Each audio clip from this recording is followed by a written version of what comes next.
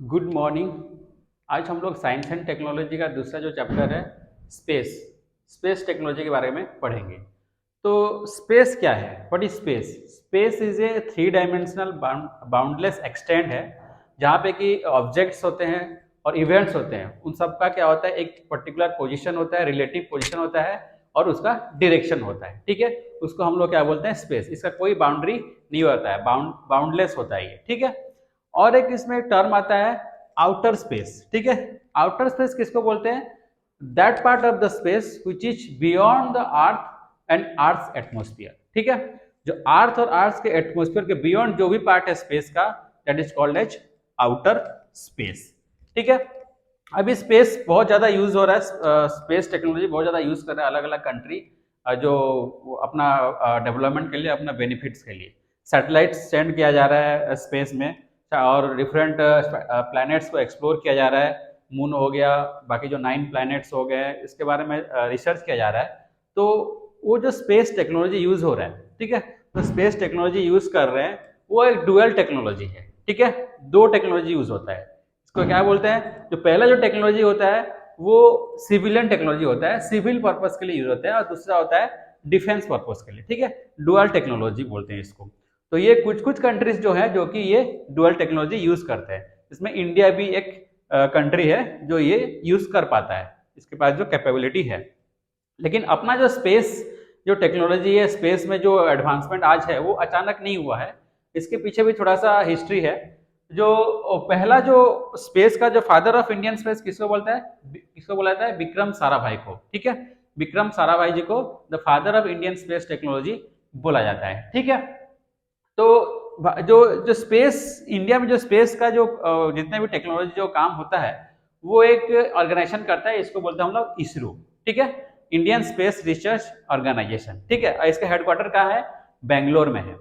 जो इसरो बना कब? ये नवंबर 1969 में बना। कब बना? नवंबर 1969 में। लेकिन ये बना कैसे? एक गवर्नमेंट ने कमिटी बिठाया था इन 1962, जिसको बोलते हैं INCOSPAR, या Indian national committee for space research 1962। इसका जो चेयरमैन कौन थे? विक्रम साराभाई थे।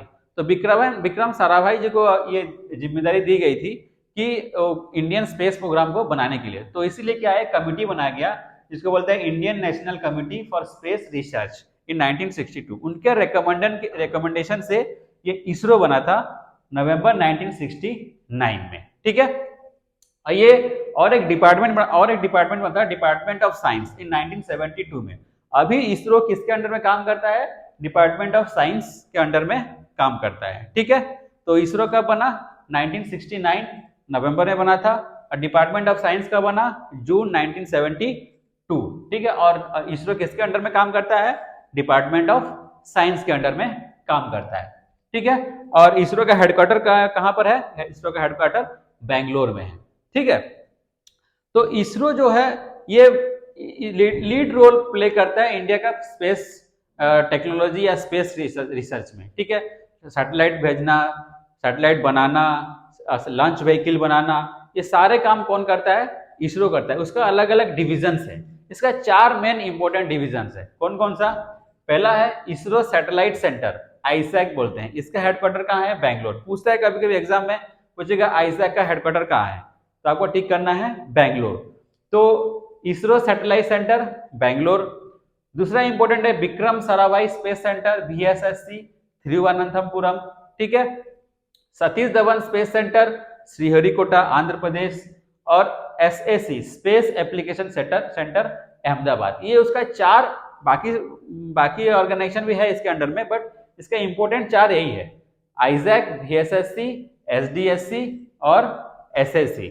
ठीक है, तो आपका सतीश धवन स्पेस सेंटर का जो हेडक्वार्टर कहाँ है? श्रीहरिकोटा, आंध्र प्रदेश में। और SSC का स्पेस एप्लीकेशन सेंटर का हेडक्वार्टर कहाँ है? अहमदाबाद। ठीक है, ये यहाँ पे है। ठीक है, ये 4 इंपॉर्टेंट इसके पार्ट्स हैं इसरो के। ठीक है, तो ये इसरो जो है, इसरो आईसैक क्या है? इसरो सैटेलाइट सेंटर है ना, जो बेंगलोर में। ये क्या काम करता है? जो सैटेलाइट का जो डिजाइन होता है, सैटेलाइट डिजाइन, उसका डेवलप करना, ये काम कौन करता है? आईसैक करता है। ठीक है, ये इंपॉर्टेंट है। आईसैक का काम क्या है? For development of satellite and designing of satellite. ठीक है, कौन करता है? आईसैक करता है। क्वेश्चन पूछेगा इसरो का कौन सा ऑर्गेनाइजेशन जो है सैटेलाइट डेवलप करता है, डिजाइन करता है, तो आपको क्या टिक करना है? आईसैक टिक करना है। ठीक है, तो आईसैक का काम क्या है? For development and designing of satellite. दूसरा क्या बताया था? Vikram Sarabhai space centre VSSC Thiruvananthapuram. ये क्या काम करता है? इसका काम ये है कि development of satellite launch vehicle. जो सैटेलाइट बना दिया गया उसको भी तो लेके जाना है ना स्पेस में, है ना, ऑर्बिट में छोड़ना है, तो उसके लिए जो व्हीकल चाहिए, जो सैटेलाइट लॉन्च व्हीकल चाहिए, वो कौन डेवलप करता है? विक्रम साराभाई स्पेस सेंटर तिरुवनंतपुरम ये डेवलप करता है सैटेलाइट लॉन्च व्हीकल। अभी तक ये टोटल 4 जनरेशन का सैटेलाइट लॉन्च व्हीकल डेवलप कर चुका है। कितना? 4। कौन कौन सा? Satellite launch vehicle, augmented satellite launch vehicle, polar satellite launch vehicle और geostationary satellite launch vehicle. ये 4 जनरेशन का सैटेलाइट लॉन्च व्हीकल ये डेवलप कर चुका है। जो सैटेलाइट लॉन्च व्हीकल पहली बार कब सक्सेसफुल डेवलप किया था? 8 जुलाई 1983 में। उसका नाम था SLV-3। कब? 8 जुलाई 1983 में। उसके बाद क्या आया? Augmented satellite launch vehicle. ये 150 kg का पेलोड ले सकता था। ठीक है, और ये नियर अर्थ ऑर्बिट में सैटेलाइट को प्लेस कर सकता था। कौन सा? Augmented satellite launch vehicle. उसके बाद क्या हुआ?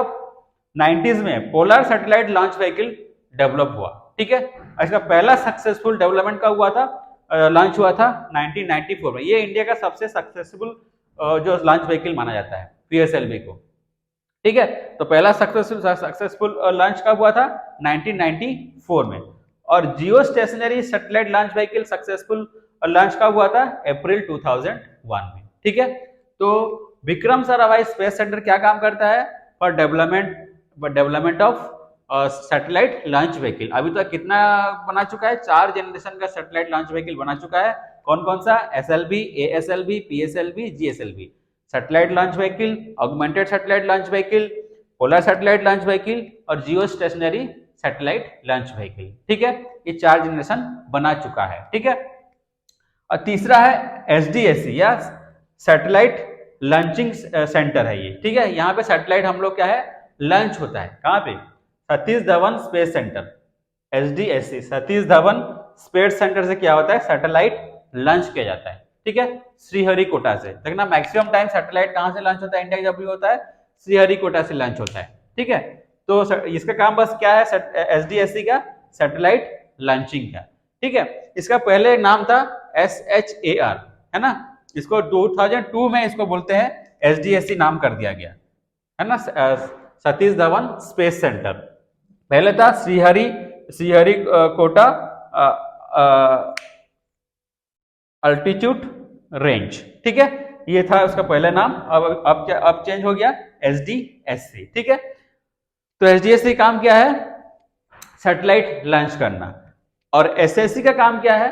प्लानिंग का काम करना, रिसर्च, है ना, ये सब काम कौन करता है? SSC करता है, जो उसका हेडक्वार्टर कहां पर है? अहमदाबाद में है। ठीक है, तो ये इसरो के 4 इंपोर्टेंट पार्ट हो गए। कौन कौन सा? आईसैक, VSSC, SDSC और SSC। ठीक है, SDSC क्या करता है? ISC क्या करता है? Satellite designing development. और VSSC क्या करता है? Launch vehicle designing and development. और सतीश धवन स्पेस सेंटर क्या करता है? लॉन्च, जो सैटेलाइट होता है लॉन्च को लॉन्च करना, सैटेलाइट लॉन्चिंग करना। और SSC क्या करता है? प्लानिंग, डिजाइनिंग, रिसर्च, सारे काम कौन करता है? SSC करता है। ठीक है, तो कितने जनरेशन का हम लोग का स्पेस व्हीकल बन चुका है? लॉन्च व्हीकल 4 जनरेशन का बन चुका है। SSC, SLV, ASLV, PSLV और GSLV। ठीक है, ये हो गया इसरो के 4 डिफरेंट इंपोर्टेंट ऑर्गेनाइजेशन। ठीक है, तो ये हो गया इसरो। हम लोग नेक्स्ट क्लास में पढ़ेंगे डिफरेंट ऑर्बिट्स। कौन कौन सा ऑर्बिट होता है? डिफरेंट ऑर्बिट होता है। डिफरेंट ऑर्बिट में हम लोग अलग अलग टाइप का सैटेलाइट लॉन्च करते हैं। एक ही जगह पे हम लोग सारे सैटेलाइट लॉन्च नहीं होता है। डिफरेंट ऑर्बिट्स होते हैं। डिफरेंट ऑर्बिट के हिसाब से अलग अलग सैटेलाइट भी डिफरेंट टाइप्स के होते हैं, वहां पे लॉन्च होते हैं। नेक्स्ट क्लास में हम लोग वो सारे ऑर्बिट्स के बारे में पढ़ेंगे। ठीक है, थैंक यू।